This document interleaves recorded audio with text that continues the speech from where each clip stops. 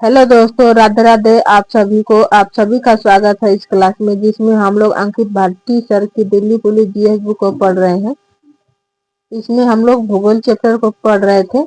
इसके बहुत सारे क्वेश्चन हम लोग कर चुके हैं और इसके आगे के जो भी क्वेश्चन है आज इसको इस क्लास में हम लोग करेंगे। तो इस क्लास का पहला क्वेश्चन है, निम्नलिखित में से कौन सा भारत में एक प्रमुख जूट उत्पादक राज्य नहीं है? तो इसका ऑप्शन है पश्चिम बंगाल, असम, मेघालय, तेलंगाना। तो इसका सही जवाब है तेलंगाना। तेलंगाना जो है वो भारत का एक राज्य है जिसमें जूट का उत्पादक नहीं होता है। जूट की खेती मुख्य रूप से देश के पूर्वी हिस्सों में होती है। भारत में जूट उत्पादक प्रमुख राज्य पश्चिम बंगाल, असम, बिहार, उड़ीसा, आंध्र प्रदेश है। भारत में जूट उत्पादन में पश्चिम बंगाल पहले स्थान पर है। जूट उत्पादन में पहले स्थान पर कौन है? पश्चिम बंगाल। भारत जूट का सबसे बड़ा उत्पादक है। इसके बाद बांग्लादेश और चीन का स्थान है। भारत जूट का सबसे बड़ा उत्पादक देश है और उसके बाद जो है बांग्लादेश और चीन का स्थान आता है। इसे गोल्डन फाइबर के रूप में जाना जाता है। जूट उत्पादन को किस नाम से जाना जाता है? गोल्डन फाइबर के नाम से। राष्ट्रीय जूट बोर्ड का मुख्यालय कोलकाता में है। जूट बोर्ड का मुख्यालय कहाँ है? कोलकाता में। अगला क्वेश्चन है, भारत में विभिन्न फसलों का उत्पादन होता है। फसलों का कौन सा समूह दालों से संबंधित है? ऑप्शन है चना और अरहर, चाय और कॉफी, जूट और कपास, गेहूं और चावल। तो इसका सही जवाब है चना और अरहर, जो दालों का समूह से संबंधित है। भारत में दालों से संबंधित फसलों का समूह है चना और अरहर। मटर, मसूर, चना, सोयाबीन, चिकलिंग, वेच, घास मटर और ल्यूपिन आदि दलहनी फसलें हैं। दलहनी फसलों में राइजोबियम बैक्टीरिया वायुमंडलीय नाइट्रोजन को मिट्टी में स्थिर करता है। दलहन की फसलों में राइजोबियम बैक्टीरिया वायुमंडलीय नाइट्रोजन को मिट्टी में स्थिर करता है। अगला क्वेश्चन है, निम्नलिखित में से कौन सा भारतीय राज्य अपने विशाल चाय बागानों के लिए जाना जाता है? ऑप्शन है राजस्थान, पंजाब, असम, गुजरात। तो इसका सही जवाब है असम। असम जो है वह अपने विशाल चाय बागानों के लिए जाना जाता है। भारत में असम चाय का सबसे बड़ा उत्पादक है। असम को भारत के चाय बागान के रूप में जाना जाता है। दुनिया का सबसे बड़ा नदी द्वीप माजुली द्वीप असम में ब्रह्मपुत्र नदी पर स्थित है। माजुली द्वीप किस राज्य में है? असम राज्य में। और किस नदी पर? ब्रह्मपुत्र नदी पर, जो दुनिया का सबसे बड़ा नदी द्वीप है। असम का काजीरंगा राष्ट्रीय उद्यान एक सींग वाले गेंडे के लिए प्रसिद्ध है। एक सींग गेंडे के लिए कौन प्रसिद्ध है? असम राज्य। भारत की सबसे पुरानी तेल रिफाइनरी डिगबोई असम में है। भारत की सबसे पुरानी रिफाइनरी कौन है? डिगबोई, जो कहाँ पे है? असम में। अगला क्वेश्चन है, भारत में कोमन और कुरुआ के क्या नाम है? ऑप्शन है कर्तन दहन कृषि, कृत्रिम झीलें, पश्चिमी घाट की चोटियां, हिमालय की जनजाति। तो इसका सही जवाब है कर्तन दहन कृषि। कर्तन दहन कृषि जो कोमल और कुरुआ के नाम से जानी जाती है। कर्तन दहन कृषि को स्थानांतरित कृषि भी कहा जाता है। इस प्रक्रिया में पहले जंगल के पेड़ों और वनस्पतियों को काटा जाता है और फिर उन्हें जला दिया जाता है। इसके बाद जली हुई जमीन पर फसलें उगाई जाती हैं। कर्तन और दहन कृषि के अंतर्गत पहले जंगल के पेड़ों को काटा जाता है और फिर उन्हें जला दिया जाता है।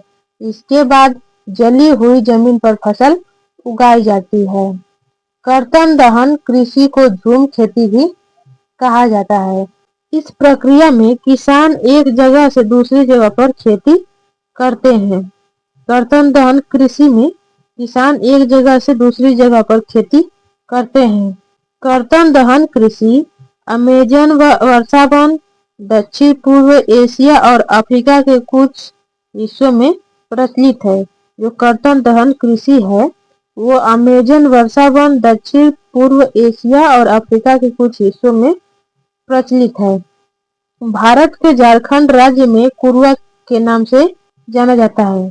जो कर्तन और दहन कृषि है उसको भारत के झारखंड राज्य में कुरुआ के नाम से जाना जाता है। अगला क्वेश्चन है, भारत के उत्तरी राज्यों में फसलों के निम्नलिखित समूहों में से कौन सा समूह खरीफ मौसम से संबंधित है? ऑप्शन है गेहूं, चना, राई। दूसरा ऑप्शन है चावल, मक्का, बाजरा। तीसरा ऑप्शन है जौ, चना, सरसों। और चौथा ऑप्शन है जूट, गेहूं, मटर। तो इसका सही जवाब है चावल, मक्का, बाजरा। ये भारत के उत्तरी राज्य की फसल है जो खरीफ मौसम से संबंधित है। खरीफ की फसल में चावल, मक्का, कपास, ज्वार, बाजरा, मूंग, मूंगफली, गन्ना आदि है। रबी की फसल में गेहूं, जौ, सरसों, मटर, चना, दालें, अनाज, तिलहन, अलसी आदि है। और जायद की फसल में तरबूज, ककड़ी, खीरा, सूरजमुखी है। अगला क्वेश्चन है, निम्नलिखित में से कौन सा राज्य या केंद्र शासित प्रदेश केसर का अग्रणी उत्पादक है? ऑप्शन है उत्तराखंड, पंजाब, जम्मू कश्मीर, अरुणाचल प्रदेश। तो इसका सही जवाब है जम्मू कश्मीर। जम्मू कश्मीर राज्य जो केसर का अग्रणी उत्पादक है। केसर पौधे के स्टिग्मा और स्टाइल जिन्हें थ्रेड्स कहा जाता है से एकत्र किया जाता है। केसर कहाँ से एकत्र किया जाता है? स्टिग्मा और स्टाइल जिन्हें थ्रेड्स कहा जाता है वहां से केसर एकत्र किया जाता है। केसर क्रोकस सैटिवस के फूल से प्राप्त होता है। केसर कहाँ से प्राप्त होता है? क्रोकस सैटिवस के फूल से। इसे केसर क्रोकस के नाम से जाना जाता है। अगला क्वेश्चन है, सीढ़ीदार खेती आमतौर पर भारत के निम्नलिखित में से किस क्षेत्र में की जाती है? ऑप्शन है हिमालय क्षेत्र, गंगा के मैदानों, थार रेगिस्तान, तटवर्ती मैदान। तो इसका सही जवाब है हिमालय क्षेत्र। हिमालय क्षेत्र में सीढ़ीदार खेती की जाती है। सीढ़ीदार खेती भारत के पहाड़ी और पर्वतीय इलाकों में की जाती है। इसे टेरेस फार्मिंग भी कहा जाता है। यह खेती हिमाचल प्रदेश, उत्तराखंड और कुछ पूर्वोत्तर राज्यों में प्रचलित है। जो सीढ़ीदार खेती है वो हिमाचल प्रदेश, उत्तराखंड और कुछ पूर्वोत्तर राज्यों में प्रचलित है। आंध्र प्रदेश जैसे दक्षिण क्षेत्र में भी यह खेती की जाती है। जो सीढ़ीदार खेती है वो आंध्र प्रदेश जैसे क्षेत्रों में भी की जाती है। अगला क्वेश्चन है, वर्ष 2022 तक की स्थिति के अनुसार ज्वार का अग्रणी उत्पादक राज्य कौन सा था? ऑप्शन है महाराष्ट्र, उत्तर प्रदेश, उड़ीसा, आंध्र प्रदेश। तो इसका सही जवाब है महाराष्ट्र। महाराष्ट्र जो 2022 तक की स्थिति के अनुसार ज्वार का अग्रणी उत्पादक राज्य था। भारत में ज्वार का सबसे ज्यादा उत्पादन महाराष्ट्र में होता है। महाराष्ट्र में ज्वार की खेती के लिए कुल जमीन का करीब आधा हिस्सा इस्तेमाल किया जाता है। महाराष्ट्र के कुल जमीन का आधा हिस्सा किस खेती के लिए इस्तेमाल किया जाता है? ज्वार की खेती के लिए। ज्वार को सोरघम भी कहा जाता है। यह एक मोटा अनाज है। जो ज्वार है वो कैसा अनाज है? मोटा अनाज है और इसको सोरघम भी कहा जाता है। ज्वार के प्रमुख उत्पादक राज्य हैं महाराष्ट्र, कर्नाटक, आंध्र प्रदेश, तमिलनाडु, मध्य प्रदेश, राजस्थान, तेलंगाना आदि ज्वार के प्रमुख उत्पादक राज्य हैं। अगला क्वेश्चन है, पश्चिम बंगाल में औस, अमन और बोरो शब्द किस फसल से संबंधित है? ऑप्शन है मक्का, चावल, चाय, गेहूं। तो इसका सही जवाब है चावल। चावल जो कि पश्चिम बंगाल में औस, अमन और बोरो शब्द से संबोधित किया जाता है। पश्चिम बंगाल, उड़ीसा तथा असम राज्य में धान की 3 फसल उगाई जाती है। धान की कितनी फसल उगाई जाती है? 3 फसल। कहाँ कहाँ पे? पश्चिम बंगाल, उड़ीसा और असम राज्य में। पहला है औस। इसमें चावल की फसल को गर्मियों में मानसून से पहले बोया जाता है तथा शरद ऋतु में काटा जाता है। दूसरा है अमन, यह जुलाई अगस्त में बोई जाती है तथा सर्दियों में काटी जाती है। तीसरी है बोरो, इस चावल को स्प्रिंग राइस भी कहा जाता है। यह फसल सर्दियों में बोई जाती है तथा गर्मियों में काटी जाती है। अगला क्वेश्चन है, बिष्ट दोआब नहर प्रणाली और मक्खू नहर प्रणाली भारत के किस राज्य से संबंधित है? ऑप्शन है पंजाब, असम, उत्तर प्रदेश, गुजरात। तो इसका सही जवाब है पंजाब। बिष्ट दोआब नहर प्रणाली और मक्खू नहर प्रणाली भारत के पंजाब राज्य से संबंधित है। पंजाब को भारत का अन्न भंडार तथा भारत की अन्न की टोकरी के रूप में जाना जाता है। पंजाब को किस नाम से जाना जाता है? भारत का अन्न भंडार और भारत की अन्न की टोकरी के रूप में जाना जाता है।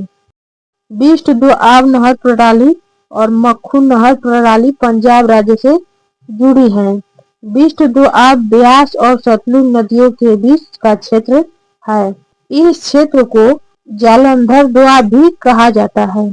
पंजाबी भाषा की दोआबी बोली इस क्षेत्र की प्रमुख बोली जाने वाली भाषा है। अगला क्वेश्चन है, सामान्य रूप से कम श्रम और पूंजी के साथ बड़े बड़े खेतों में कृषि को क्या कहा जाता है? ऑप्शन है गहन खेती, पूंजीवाद खेती, संकर खेती, विस्तृत खेती। तो इसका सही जवाब है विस्तृत खेती। विस्तृत खेती के अंतर्गत सामान्य रूप से कम श्रम और पूंजी के साथ बड़े बड़े खेतों में कृषि की जाती है। विस्तृत खेती बड़े बड़े खेतों में कम श्रम एवं पूंजी के साथ की जाने वाली कृषि है। गहन कृषि छोटे भूखंडों पर साधारण औजारों से अधिक श्रम करके खेती करना गहन कृषि कहलाती है। जो संकर खेती है उसको हाइब्रिड कृषि भी कहते हैं। यह फसल उत्पादन की एक विधि है जिसमें संकर बीज किस्मों का उपयोग किया जाता है। अगला क्वेश्चन है, निम्न में से कौन सा तिलहन रबी फसल और खरीफ फसल दोनों के रूप में उगाया जाता है? ऑप्शन है अलसी के बीज, अरंडी के बीज, मूंगफली, सरसों। तो इसका सही जवाब है अरंडी के बीज। जो रबी फसल और खरीफ फसल दोनों के रूप में उगाए जाते हैं। अरंडी एक तिलहन फसल है और यह रबी और खरीफ दोनों मौसम में उगाई जाती है। खरीफ की प्रमुख फसल है कपास, मूंगफली, धान, बाजरा, मक्का, शकरकंद, उड़द, लोबिया, गन्ना, सोयाबीन, भिंडी, जूट, सनई आदि है। और रबी की फसल है जौ, गेहूं, आलू, चना, मसूर, अलसी, मटर, सरसों, सूरजमुखी आदि है।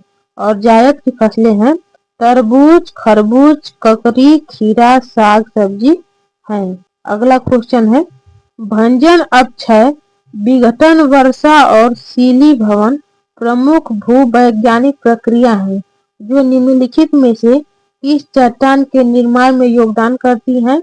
ऑप्शन है आग्नेय चट्टान, अवसादी चट्टान, रूपांतरित चट्टान, उप रूपांतरित चट्टान। तो इसका सही जवाब है अवसादी चट्टान। जो भंजन अपक्षय, विघटन, वर्षा और शीलीभवन प्रमुख भूवैज्ञानिक प्रक्रिया में चट्टानों के निर्माण में योगदान करती है। अवसादी चट्टानें बहिर्जात प्रक्रिया द्वारा चट्टानों के जमाव का परिणाम है।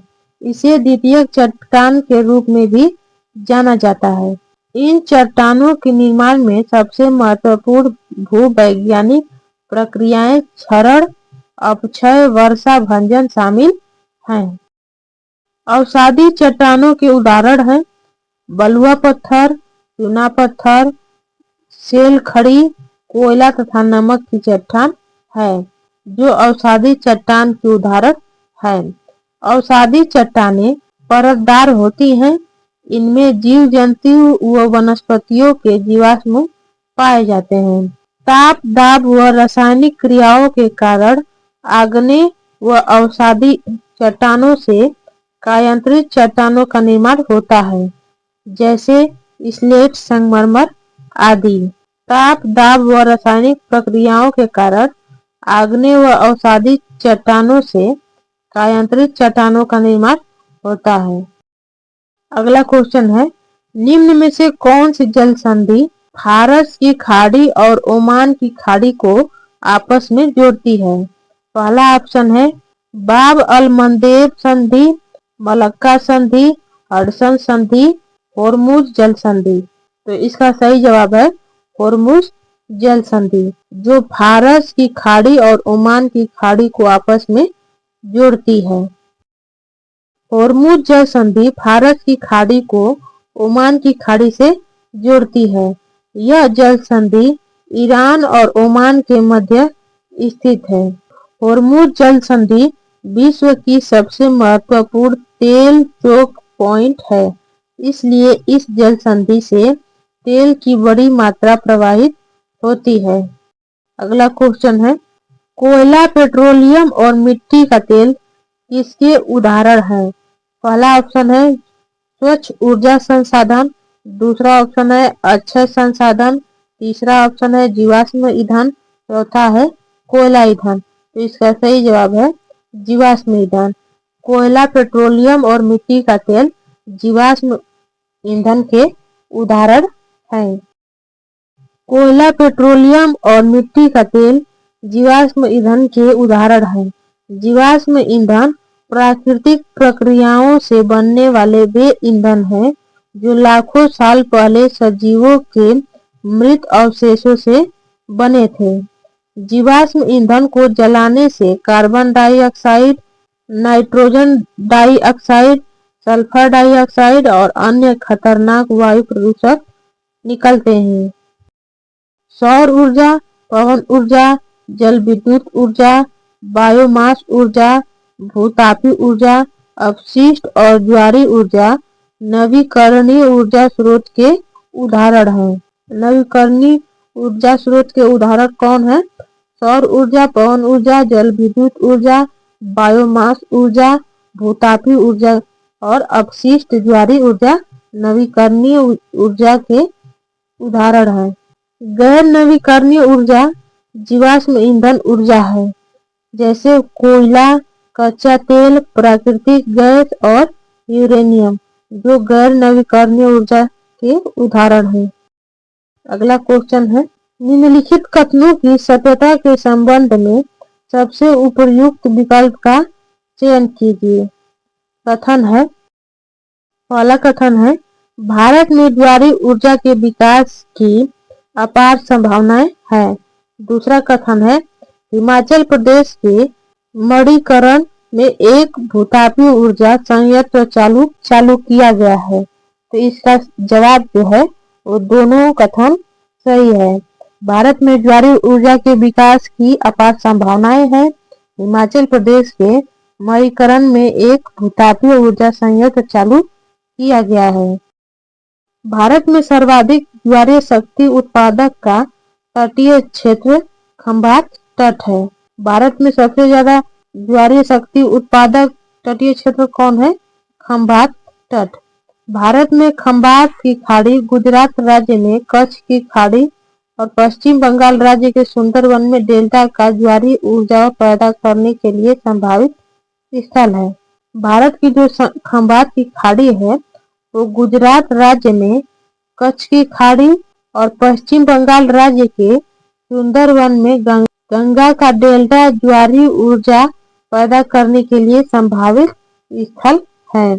यह ज्वार के बढ़ने और गिरने के दौरान समुद्री जल के बढ़ने और गिरने से उत्पन्न होता है। जो ज्वारीय शक्ति उत्पन्न होता है वो ज्वार के बढ़ने और गिरने के दौरान समुद्री जल के बढ़ने और गिरने से उत्पन्न होता है।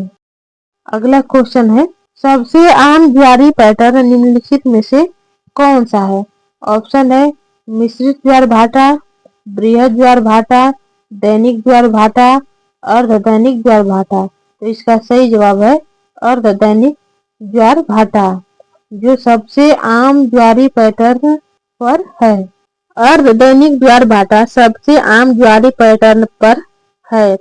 इसमें हर दिन दो उच्च ज्वार और 2 निम्न ज्वार आते हैं। इन ज्वारों की ऊंचाई लगभग बराबर होती है। ज्वार भाटा समुद्र पर चंद्रमा और सूर्य के गुरुत्वाकर्षण खिंचाव के कारण आता है। ज्वार भाटा कब आता है? चंद्रमा और सूर्य के गुरुत्वाकर्षण खिंचाव के कारण आता है। उच्च ज्वार भाटा और निम्न ज्वार भाटा के बीच के अंतर को ज्वारीय श्रेणी कहा जाता है। ज्वारीय श्रेणी किसको कहा जाता है? जब उच्च ज्वार भाटा और निम्न ज्वार भाटा के बीच के अंतर को ज्वारीय श्रेणी कहा जाता है। विश्व का सबसे ऊंचा ज्वार कनाडा के नोवा स्कोटिया में फंडी की खाड़ी में आता है। विश्व का सबसे ऊंचा ज्वार कहाँ आता है? कनाडा के नोवा स्कोटिया में फंडी की खाड़ी में आता है। यहाँ ज्वारीय उभार लगभग 15 से 16 मीटर तक जाता है, क्योंकि प्रत्येक दिन 2 उच्च ज्वार और 2 निम्न ज्वार आते हैं। अगला क्वेश्चन है, आर्कटिक महासागर के तटीय उपतटों में से एक साइबेरियाई उपतट पृथ्वी पर सबसे बड़ा महाद्वीपीय उपतट है। इसका तटीय विस्तार कितने किलोमीटर है? ऑप्शन है 910 किलोमीटर, 1500 किलोमीटर, 1700 किलोमीटर, 600 किलोमीटर। इसका सही जवाब है 1500 किलोमीटर। दुनिया का सबसे बड़ा महाद्वीप सेल्फ साइबेरिया के तट से आर्कटिक महासागर में 1500 किलोमीटर तक फैला हुआ है। आर्कटिक महासागर बेरिंग जल संधि के रूप में ज्ञात उथले जल के एक संकीर्ण खंड द्वारा प्रशांत महासागर से जुड़ा हुआ है। आर्कटिक महासागर विश्व के 5 महासागरों में सबसे छोटा और उथला है। आर्कटिक महासागर कैसा है? विश्व के 5 महासागरों में सबसे छोटा और उथला है। यह उत्तरी गोलार्ध में स्थित है और उत्तरी ध्रुव को चारों ओर से घेरे हुए है। अगला क्वेश्चन है, इस ज्वार भाटा की ऊंचाई में विभिन्नता होती है। ऑप्शन है अर्ध दैनिक ज्वार भाटा, मिश्रित ज्वार भाटा, लघु ज्वार भाटा, दैनिक ज्वार भाटा। तो इसका सही जवाब है मिश्रित ज्वार भाटा। मिश्रित ज्वार भाटा में ज्वार भाटा की ऊंचाई में विभिन्नता होती है। ऊंचाई में विभिन्नता वाले ज्वार भाटों को मिश्रित ज्वार भाटा के रूप में जाना जाता है। मुख्य रूप से सूर्य और चंद्रमा के आकर्षण बल के कारण दिन में 1 या 2 बार समुद्र के स्तर में आवधिक वृद्धि और गिरावट ज्वार भाटा कहलाता है। ज्वार भाटा कब आता है? जब सूर्य और चंद्रमा के आकर्षण बल के कारण दिन में 1 या 2 बार समुद्र में ज्वार भाटा आता है। अभिकेंद्रीय बल पृथ्वी के गुरुत्वाकर्षण खिंचाव के विपरीत कार्य करता है। पृथ्वी पर प्रत्येक स्थान पर प्रतिदिन 12 घंटे 26 मिनट के बाद ज्वार तथा ज्वार के 6 घंटा 13 मिनट बाद भाटा आता है। पृथ्वी पर ज्वार भाटा कब आता है? प्रत्येक स्थान पर प्रतिदिन 12 घंटे 26 मिनट के बाद ज्वार आता है और ज्वार के आने के बाद 6 घंटा 13 मिनट के बाद भाटा आता है। इंग्लैंड के दक्षिणी तट पर स्थित साउथहैम्पटन में प्रतिदिन 4 बार ज्वार आता है। इंग्लैंड का जो एक दक्षिणी तट है साउथहैम्पटन, उसमें प्रतिदिन 4 बार ज्वार आता है। अगला क्वेश्चन है, चट्टानों का अध्ययन क्या कहलाता है? ऑप्शन है पोडोलॉजी, पोमोलॉजी, माइकोलॉजी, पेट्रोलॉजी। तो इसका सही जवाब है पेट्रोलॉजी। चट्टानों का अध्ययन क्या कहलाता है? पेट्रोलॉजी। पेट्रोलॉजी चट्टानों के अध्ययन को पेट्रोलॉजी कहा जाता है। ग्रीक में पेट्रा का अर्थ है चट्टान, लॉजी का अर्थ विज्ञान है। ग्रीक में पेट्रा का अर्थ है चट्टान और लॉजी का अर्थ है विज्ञान, तो दोनों को मिलाकर हो गया पेट्रोलॉजी। पेट्रोजेनेसिस चट्टानों की उत्पत्ति का अध्ययन है। पोडोलॉजी मृदा विज्ञान में मृदा का अध्ययन किया जाता है। पोडोलॉजी के अंतर्गत मृदा विज्ञान का अध्ययन किया जाता है और पेट्रोजेनेसिस में चट्टानों की उत्पत्ति का अध्ययन किया जाता है। पोमोलॉजी में फलों के अध्ययन को पोमोलॉजी कहते हैं। माइकोलॉजी कवकों का अध्ययन को माइकोलॉजी कहते हैं। यह जीव विज्ञान की एक शाखा है। माइकोलॉजी के अंतर्गत किसका अध्ययन किया जाता है? कवकों का अध्ययन किया जाता है। अगला क्वेश्चन है, मध्य अमेरिका के पश्चिमी तट पर प्रशांत महासागर के नीचे की ओर स्थित एक अपेक्षाकृत छोटी त्रिकोणीय आकार की लघु महासागरीय प्लेट को क्या कहते हैं? ऑप्शन है Okhotsk plate, Cocos plate, Nazca plate, Sudan plate. तो इसका सही जवाब है कोकोस प्लेट। मध्य अमेरिका के पश्चिमी तट पर प्रशांत महासागर के नीचे स्थित एक छोटी त्रिकोणीय आकार की लघु महासागरीय प्लेट को कोकोस प्लेट कहते हैं। कोकोस प्लेट मध्य अमेरिका के पश्चिमी तट के ऊपर प्रशांत महासागर के नीचे एक युवा महासागरीय विवर्तनिक प्लेट है जिसका नाम कोकोस द्वीप है। नाजका प्लेट दक्षिण अमेरिका के पश्चिमी तट से मिले हुए प्रशांत महासागर के नीचे स्थित है। नाजका प्लेट दक्षिण पूर्वी प्रशांत महासागर में एक महासागरीय विवर्तनीय प्लेट है। ओखोटस्क माइक्रोप्लेट एक प्रस्तावित छोटी टेक्टोनिक प्लेट है जो रूस के कामचटका प्रायद्वीप, मैगाडन ओब्लास्ट और सखालिन द्वीप, जापान के होक्काइडो, काटो और टोहोकू क्षेत्र में स्थित है। अगला क्वेश्चन है, गोवा निम्नलिखित में से किस अयस्क के लिए प्रसिद्ध है? ऑप्शन है सोना और ग्रेफाइट, यूरेनियम और तांबा, लोहा और मैग्नीज, पेट्रोलियम और कोयला। तो इसका सही जवाब है लोहा और मैग्नीज। गोवा किस अयस्क के लिए प्रसिद्ध है? लोहा और मैग्नीज के लिए। गोवा लौह और मैग्नीज अयस्कों के लिए प्रसिद्ध है। गोवा में लिमोनाइट और सीडेराइट जैसी हल्की गुणवत्ता वाले लौह अयस्क पाए जाते हैं। कोयले की सर्वाधिक खानें झारखंड में स्थित है। कोयले की सर्वाधिक खानें कहाँ स्थित हैं? झारखंड राज्य में। कोयले के उत्पादन की दृष्टि में उड़ीसा और भंडारण की दृष्टि में झारखंड अग्रणी राज्य है। कोयले का भंडार करने के लिए, उसको रखने के लिए झारखंड राज्य आगे है और कोयले का उत्पादन करने के लिए उड़ीसा राज्य आगे है। अगला क्वेश्चन है, तुमकुरु खनन बेल्ट किस राज्य में स्थित है? ऑप्शन है कर्नाटक, झारखंड, उड़ीसा, राजस्थान। तो इसका सही जवाब है कर्नाटक। तुमकुरु खनन बेल्ट किस राज्य में स्थित है? कर्नाटक राज्य में। इस बेल्ट में बल्लारी, चित्रदुर्ग, चिकमंगलुरु और तुमकुरु जिले शामिल हैं। दुर्ग, बस्तर, चंद्रपुर बेल्ट यह छत्तीसगढ़ और महाराष्ट्र में स्थित है। छत्तीसगढ़ के बस्तर जिले में प्रसिद्ध बैलाडीला पर्वत श्रृंखला में बहुत उच्च श्रेणी के हेमेटाइट पाए जाते हैं। हेमेटाइट एक कोयला का प्रकार है जो छत्तीसगढ़ के बस्तर जिले में प्रसिद्ध बैलाडीला पर्वत श्रृंखला में बहुत उच्च श्रेणी में पाए जाते हैं। उड़ीसा झारखंड बेल्ट, उड़ीसा में उच्च श्रेणी का हेमेटाइट अयस्क मयूरभंज और केंदुझार जिले में बादाम पहाड़ खदानों में पाए जाते हैं। अगला क्वेश्चन है, किस प्रकार की चट्टानों के निर्माण के लिए गलित अवस्था और अति उच्च तापमान महत्वपूर्ण मानदंड हैं?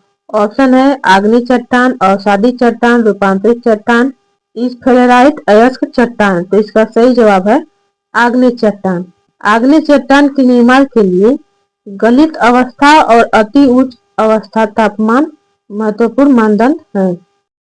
आग्नेय चट्टानें पृथ्वी के आंतरिक भाग से मैग्मा और लावा से बनती हैं।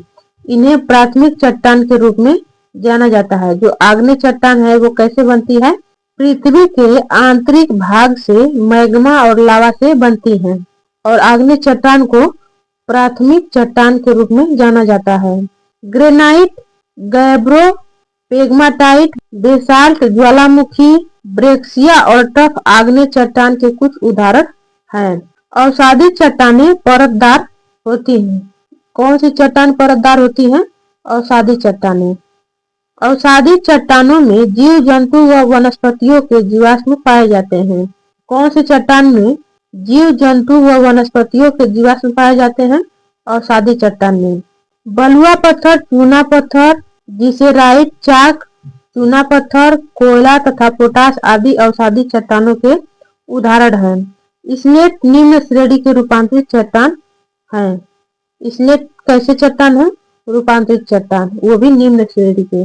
अगला क्वेश्चन है, महासागरीय ऊष्मा का मुख्य स्रोत क्या है? ऑप्शन है जल के नीचे खनिज, जल के नीचे गैस, सूरज की रोशनी, वायु। तो इसका सही जवाब है सूरज की रोशनी।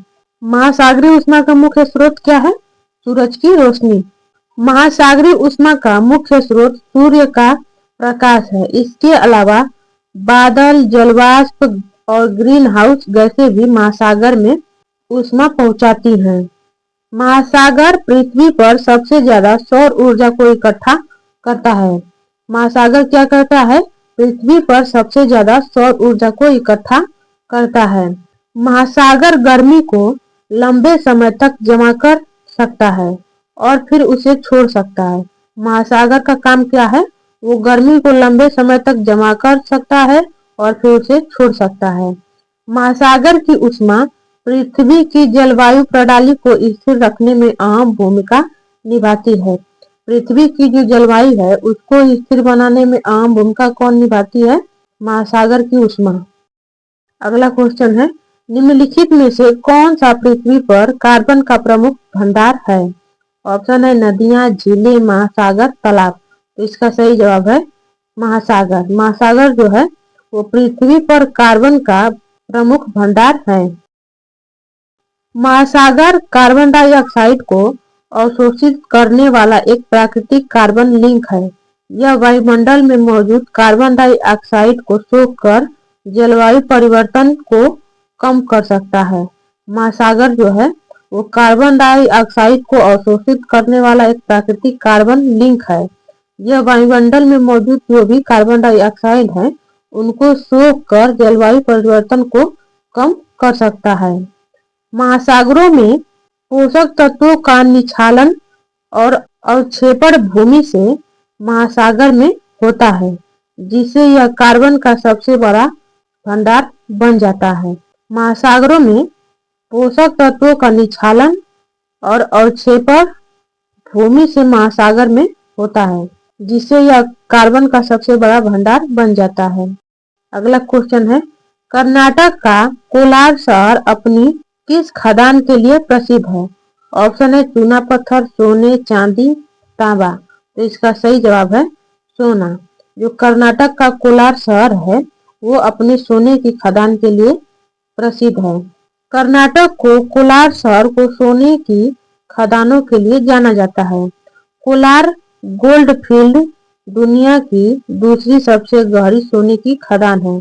कोलार शहर कहाँ है? कर्नाटक में। और यहाँ किस चीज की खदान है? सोने की खदान। और कोलार जो है वो गोल्ड फील्ड की दुनिया की दूसरी सबसे गहरी सोने की खदान थी। कोलार खानों का राष्ट्रीयकरण वर्ष 1956 में किया गया था और पर्यावरण मूल्य निर्धारण और निवेश की कमी के कारण वर्ष 2001 में बंद कर दिया गया। जो कोलार खदान है उनका राष्ट्रीयकरण 1956 में किया गया था और पर्यावरण और मूल्य निर्धारण के निवेशकों की कमी के कारण वर्ष 2001 में इनको बंद कर दिया गया। निम्नलिखित में से कौन सा विकल्प पृथ्वी के अंतरंग का कोई भाग है? ऑप्शन है समताप मंडल, ताप मंडल, क्षोभ मंडल, दुर्बलता मंडल। तो इसका सही जवाब है दुर्बलता मंडल। पृथ्वी के स्थल मंडल के नीचे स्थित परत को दुर्बलता मंडल एस्थोनोस्फीयर कहते हैं। दुर्बलता मंडल में तापमान और दबाव इतना ज्यादा होता है कि चट्टानें नरम हो जाती हैं और आंशिक रूप से पिघल जाती हैं। दुर्बलता मंडल में तापमान और दबाव इतना ज्यादा हो जाता है कि चट्टानें नरम हो जाती हैं और आंशिक रूप से पिघल जाती हैं। दुर्बलता मंडल मेंटल का ऊपरी हिस्सा होता है। जो पृथ्वी के हिस्से हैं उन हिस्सों में से जो दुर्बलता मंडल है वो मेंटल के ऊपरी हिस्सा होता है। मेंटल भूपर्पटी के नीचे का हिस्सा होता है और मेंटल कहाँ होता है? भूपर्पटी के नीचे। मेंटल का निर्माण सिलिका और मैग्नीशियम से हुआ है। मेंटल का निर्माण कैसे हुआ है? सिलिका और मैग्नीशियम से। अगला क्वेश्चन है, जल संसाधन के बारे में निम्नलिखित में से कौन सा कथन सत्य है? ऑप्शन है जल एक चक्रिक संसाधन है, जल एक जैविक संसाधन है, पानी जैविक और अजैविक दोनों संसाधन है, जल एक गैर नवीकरणीय संसाधन है। तो इसका सही जवाब है जल एक चक्रीय संसाधन है। जल कैसा संसाधन है? एक चक्रीय संसाधन है। जल एक चक्रीय संसाधन है क्योंकि समुद्र, नदी और महासागर आदि का पानी वाष्पित होकर बादल बनाता है। जब वर्षा होती है तो इन बादलों का पानी पृथ्वी पर आता है और समुद्रों, झीलों, महासागरों आदि में बह जाता है। इस प्रकार जल बार बार बनता है और चक्रीय संसाधन कहलाता है। जल चक्रीय संसाधन कैसे होता है? जब पृथ्वी पर वर्षा होती है तो बरसात का पानी झीलों, समुद्रों और महासागरों आदि में बह जाता है और इस प्रकार का जल वाष्पित होकर बादल बनाता है और यही चक्रीय संसाधन कहलाता है। अगला क्वेश्चन है, सूरत, नवसारी और भावनगर किस उद्योग में अपनी भागीदारी के लिए जाने जाते हैं? ऑप्शन है ऑटोमोबाइल उद्योग, हीरा उद्योग, लौह एवं इस्पात उद्योग, सॉफ्टवेयर उद्योग। तो इसका सही जवाब है हीरा उद्योग। हीरा उद्योग के लिए सूरत, नवसारी और भावनगर जाने जाते हैं। भारत में हीरे के उद्योग के लिए मध्य प्रदेश का पन्ना, सूरत, मुंबई, आंध्र प्रदेश और छत्तीसगढ़ जैसे क्षेत्र जाने जाते हैं। हीरे के उद्योग के लिए मध्य प्रदेश का पन्ना और सूरत और गुजरात, मुंबई, महाराष्ट्र, आंध्र प्रदेश और छत्तीसगढ़ जैसे क्षेत्र जाने जाते हैं। भारत में हीरे की सबसे बड़ी खान मध्य प्रदेश के पन्ना जिले में स्थित मझगवां हीरा खदान है। भारत में हीरे की सबसे बड़ी खदान कौन है? मध्य प्रदेश के पन्ना जिले में स्थित मझगांव हीरा खदान है। और ये इस क्लास का लास्ट क्वेश्चन है और आप लोग का होमवर्क क्वेश्चन है।